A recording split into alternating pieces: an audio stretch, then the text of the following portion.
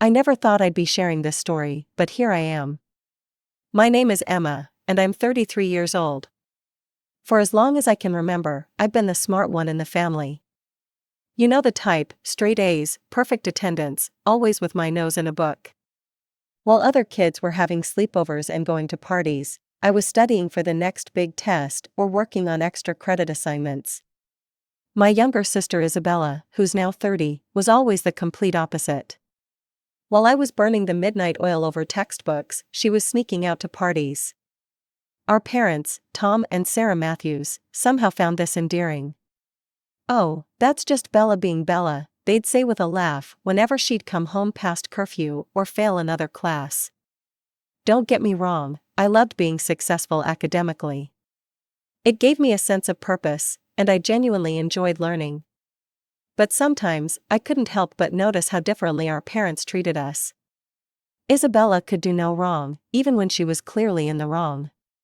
After graduating at the top of my class in both high school and college, I landed a prestigious job at a consulting firm. The pay was excellent, but the hours were brutal. 14-hour days became my norm, and somewhere between client meetings and endless presentations, my health took a back seat. Fast food became my best friend, quick, convenient, and always there when I needed it. "Another burger, Isabella would smirk during our monthly family dinners at our parents' house. You know, they say you are what you eat. I'd try to brush it off, but her words stung. What made it worse was watching our parents chuckle along with her. They never once told her to stop, never once considered how their laughter might affect me. "Oh, honey, she's just teasing," Mom would say if I ever showed signs of being hurt. You know how sisters are. But I did know how sisters were supposed to be, and this wasn't it. Sisters were supposed to support each other, have each other's backs. Instead, I got monthly doses of ridicule, served with a side of parental amusement. "Well, at least one of us can afford their own meals," I'd sometimes reply, which would earn me disapproving looks from our parents. Isabella, despite working at a boutique that barely paid above minimum wage, somehow always managed to wear designer clothes and carry the latest handbags. I never understood how she managed it until I overheard Mom and Dad discussing how much they helped her with her expenses. The dynamics of our family were clear. Isabella was the golden child who could do no wrong, and I was the responsible one they could always count on, especially financially. It wasn't unusual for them to call me asking for loans that were never repaid, always with the excuse that family helps family. I threw myself even harder into my work, using it as an excuse to skip some of those family dinners. The weight kept creeping up, but I told myself it didn't matter. I was successful, independent, and making more money than most people my age. So what if I couldn't fit into my old clothes anymore? So what if Isabella's jokes got more pointed and cruel with each passing month? But then came the phone call that would change everything. It was a regular Tuesday evening, and I was just settling in with my usual takeout dinner when my phone lit up with Isabella's name. "Emma, oh my God, you'll never believe it," she squealed into the phone. "Jack proposed. I'm getting married in 6 months." My heart did a little flip. Despite everything, she was still my sister, and this was a big moment. "That's wonderful, Bella. Congratulations." "Thanks. And since you're my sister, I want you to help with the planning." "Well, mainly with the expenses. You know, since you're doing so well and all." There it was, the real reason for the call. But I pushed aside my cynicism and tried to focus on the positive. Maybe this would be our chance to finally bond as sisters should. Little did I know that this wedding would become the catalyst for a complete transformation in my life, just not in the way anyone expected. The weeks following Isabella's engagement announcement were a whirlwind of activity, none of which actually involved me. My parents took charge of the planning alongside Isabella, while my role seemed limited to being their personal ATM. Every few days, I'd receive a text with another amount to transfer, always accompanied by vague explanations about necessary expenses. "The venue deposit is due," Mom would say. "And you know your sister can't afford it on her boutique salary." I kept telling myself this was normal, that this was what family did for each other. But the amounts were getting ridiculous, and I was starting to feel like a human piggy bank rather than a sister of the bride. One evening, after transferring yet another substantial sum for what Isabella claimed was essential flower arrangements, I received a text that would change everything. "By the way, you need to lose weight if you want to be at my wedding," Isabella's message read. "I can't have a fat cow standing next to me in the photos. It would ruin everything." I stared at my phone, feeling like I'd been punched in the gut. The words blurred as tears filled my eyes. Just when I thought her cruelty couldn't surprise me anymore, she managed to outdo herself. With shaking hands, I called our parents, hoping they'd finally see how cruel their precious younger daughter was being.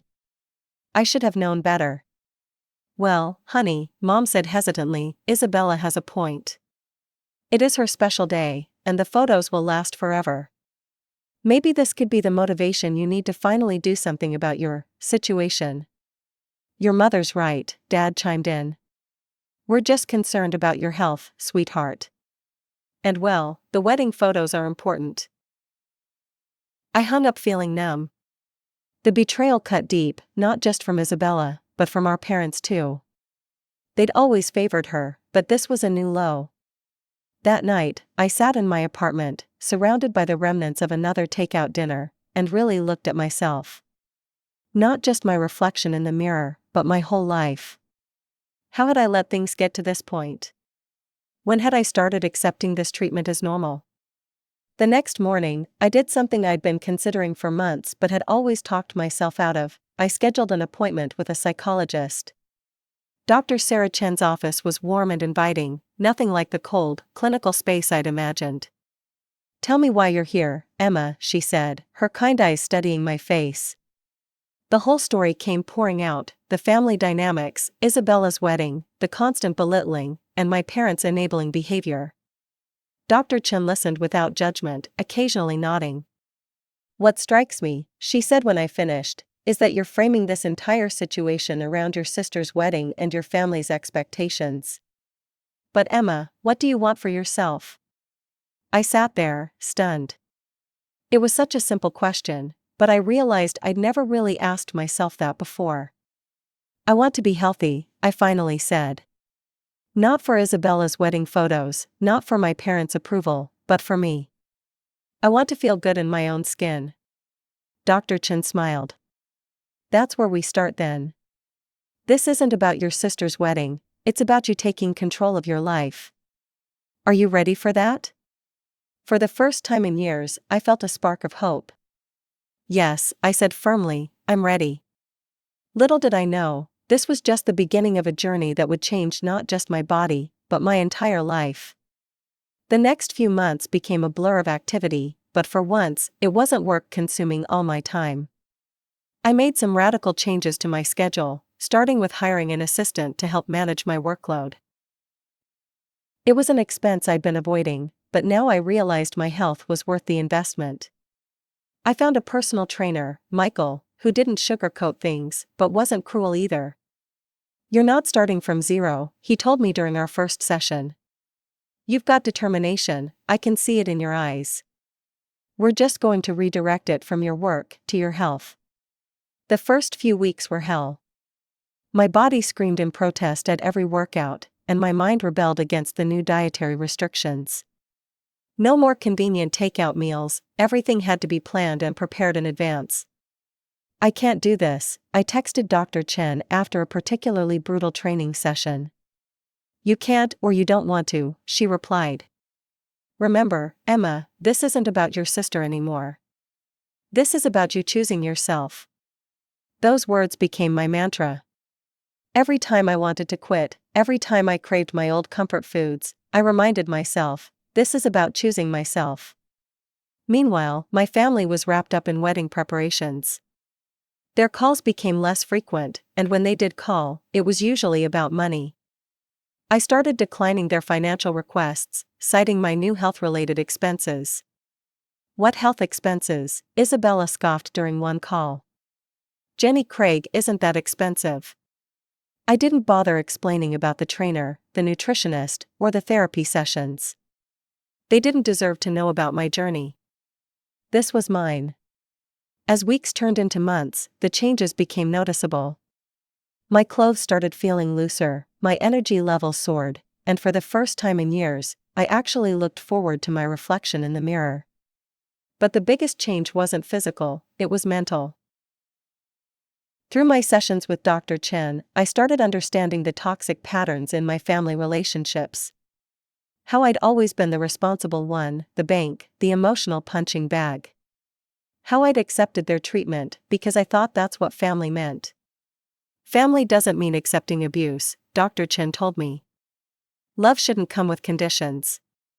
5 months into my transformation, I barely recognized myself. The physical changes were dramatic. I'd lost a significant amount of weight, toned up, and even changed my hairstyle and wardrobe. But the mental changes were even more profound. I stood straighter, spoke more confidently, and most importantly, I'd learned to set boundaries. Then came the invitation to a family dinner at my parents' house. It would be the first time they'd see me in months. I stood in front of my closet, considering what to wear, when my phone buzzed with a text from Isabella. "Mom says you're coming to dinner tomorrow. Try not to embarrass yourself by wearing something too tight. We all know how you look in fitted clothes." I smiled at the phone, something I wouldn't have done months ago. Then I reached for my newest purchase, a fitted black dress that hugged every new curve. It was time to show my family the new Emma, whether they were ready for it or not. The sound of my heels clicking against the sidewalk leading to my parents' house felt different that evening. Each step was purposeful, confident. I'd spent extra time on my appearance, my new hairstyle was perfectly styled, my makeup subtle but flattering, and my black dress fit like a glove. I rang the doorbell, my heart pounding but my spine straight. Mom opened the door, and for a moment, she just stared, her mouth slightly open. Behind her, I could see Isabella frozen in the doorway to the dining room, her face a mix of shock and something else. Was that anger? "Emma," Mom finally managed. Is that really you?" I stepped inside, enjoying the dramatic effect of my entrance more than I probably should have. "Hi, Mom, yes, it's really me." Dad appeared from the living room, doing a double take when he saw me. The silence was deafening. No one commented on how good I looked, how healthy I appeared, or congratulated me on my obvious hard work. Instead, Isabella's eyes narrowed, and she turned on her heel, stalking back to the dining room. The tension during dinner was thick enough to cut with a knife. I served myself a modest portion of salad and grilled chicken, ignoring the pasta and bread that would have been my go-to choices months ago. "On another diet, Emma," Isabella finally spoke, her voice dripping with sarcasm. "How long do you think this one will last?" I took a small bite of my salad, chewed carefully, and swallowed before responding. "It's not a diet, Isabella. It's a lifestyle change." "Right," she snorted, stabbing at her plate with her fork. The sound of metal scraping against china made me wince. Mom and Dad remained unusually quiet, picking at their food and exchanging worried glances. The rest of the dinner passed in uncomfortable silence, broken only by the increasingly aggressive sound of Isabella's fork against her plate. I left early, citing work commitments the next day. As I drove home, I felt lighter, and not just physically. I'd survived dinner without falling into old patterns, no apologizing for my success, no shrinking to make others comfortable. The next morning, my phone rang while I was getting ready for work. It was Isabella. "You're not coming to my wedding," she spat without preamble. I sat down at my vanity, staring at my reflection. "Excuse me?" "You heard me, you're not invited anymore. You'll ruin everything." "How exactly would I ruin your wedding, Isabella?" I kept my voice calm, even as my hand gripped the phone tighter. "Don't play dumb. Everyone who knows you, they'll be staring at you instead of me. They'll be talking about your stupid weight loss instead of my special day. You did this on purpose, didn't you? You couldn't stand that for once, something was about me instead of you." I listened to her rant, feeling a strange sense of calm. This was exactly what Dr. Chen had warned me about, how some people in our lives resist when we make positive changes. "Isabella," I cut in when she paused for breath, this had nothing to do with you or your wedding. I did this for myself. Oh, please. You've never done anything for yourself, you've always been too busy being perfect at everything else. The irony of her statement wasn't lost on me. Before I could respond, she hung up. I immediately drove to my parents' house, hoping they'd see reason. They were my parents, after all. Surely, they'd understand how ridiculous this was. I was wrong. Your sister has a point, Emma, Mom said, wringing her hands as we sat in their living room. This is her special day, and well, you have to admit, your transformation is quite distracting. I stared at her, wondering if I'd heard correctly. Distracting? I got healthy, Mom. How is that a problem? Don't be naive, Dad chimed in, his voice stern. You know exactly what you're doing. This whole change, it's just another way for you to outshine your sister, isn't it? What? Oh, please, Mom's voice turned sharp. You'll probably try to find yourself a husband at the wedding, or worse, try to steal Jack's attention from Isabella. I felt like I'd stepped into some bizarre alternate reality. Are you seriously suggesting I lost weight and got healthy to steal my sister's fiancé? Well, why else would you do it right before her wedding? Mom demanded. I stood up, my hands shaking. Maybe, just maybe, I did it for myself. But you wouldn't understand that, would you? Because in this family, everything has to be about Isabella. Now, Emma, Dad's voice took on that patronizing tone I'd grown to hate. Don't be dramatic. We just need you to send your wedding gift through us, and perhaps it's best if you stay away from the wedding. For everyone's sake. That was it, the final straw. Years of favoritism, manipulation, and emotional abuse crystallized in that moment into perfect clarity. My wedding gift? I laughed, but there was no humor in it. You mean the thousands of dollars I've already spent on this wedding? The money you've been demanding from me for months? That gift? Emma, Mom started, but I cut her off. No, I'm done being your ATM, I'm done being Isabella's punching bag. I'm done with all of it. I walked out of their house without looking back, my head held high. As I drove home, a plan formed in my mind. It was time to tell my story. That evening, I sat at my computer and began typing. I detailed everything, the years of emotional abuse, the financial exploitation, the wedding drama. I included screenshots of Isabella's cruel messages, the texts demanding money, and her final wedding invitation. Before hitting post, I took a deep breath. This wasn't about revenge, it was about finally speaking my truth. I wasn't prepared for what happened next. Within an hour of sharing my story, my phone started buzzing nonstop with notifications. Comments, shares, and messages began flooding in. At first, I was scared to look, but when I finally did, I was overwhelmed by the support. Your sister sounds toxic, one comment read. You're better off without her. I went through something similar with my family, another person shared. Standing up for yourself is the hardest, but most important thing you can do. Then came Isabella's comment, dripping with her usual sarcasm. Nice creative writing, sis. Always trying to make yourself the victim. Those messages are obviously fake, and you're just jealous of my happiness. Her friends quickly jumped to her defense, calling me attention-seeking and pathetic. Some even claimed I'd doctored the screenshots. But for every negative comment, there were dozens of supportive ones. I logged off social media, needing space to process everything.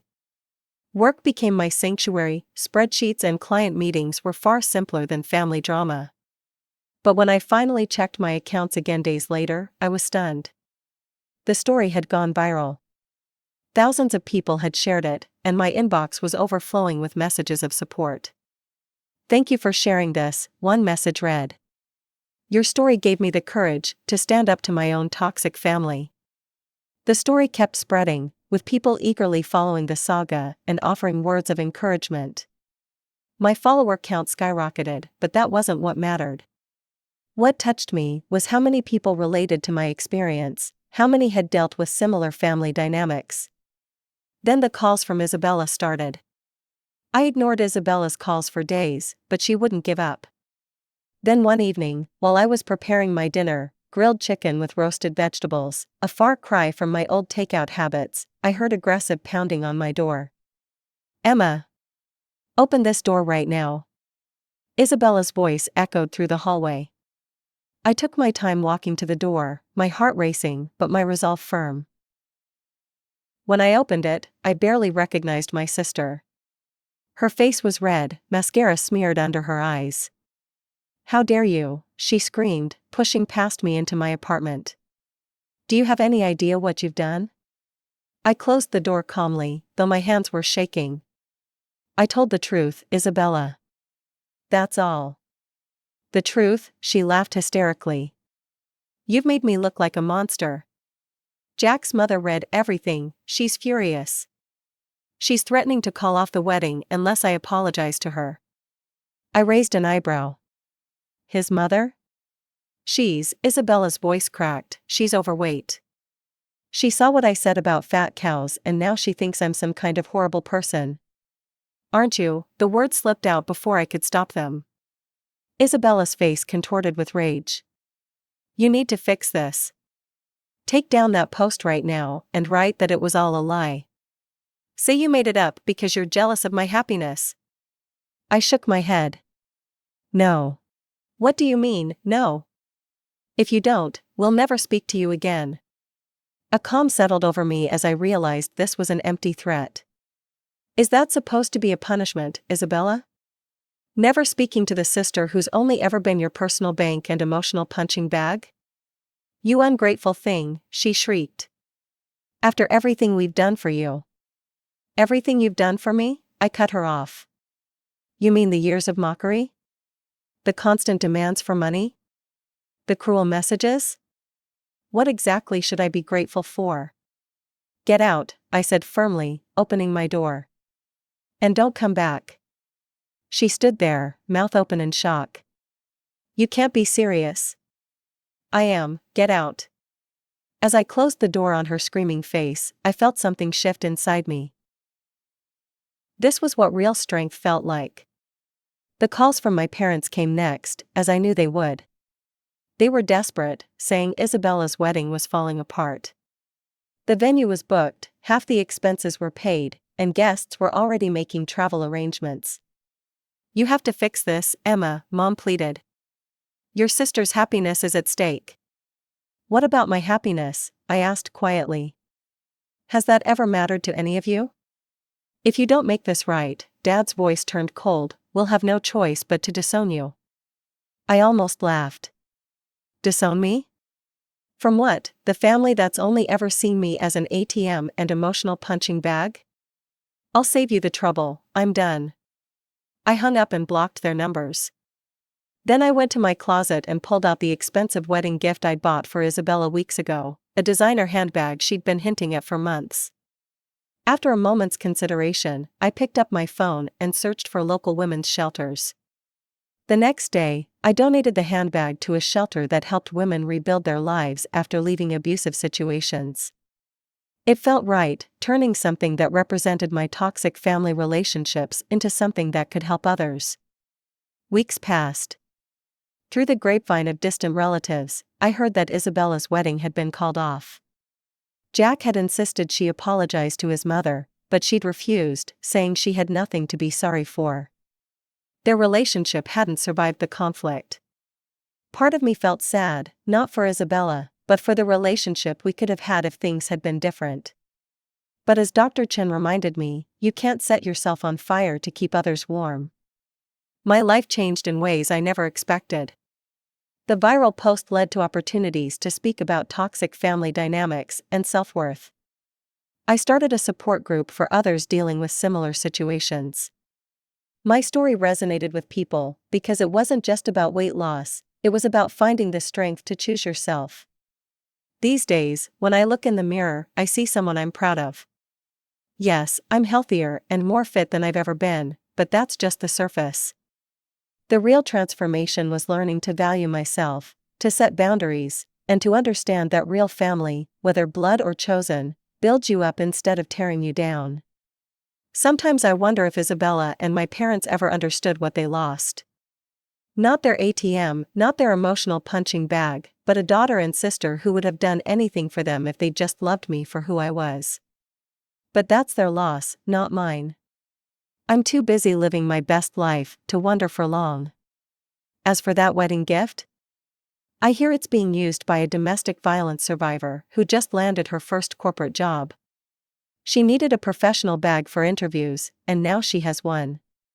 Sometimes the best endings aren't the ones we planned, they're the ones that help us become who we were always meant to be.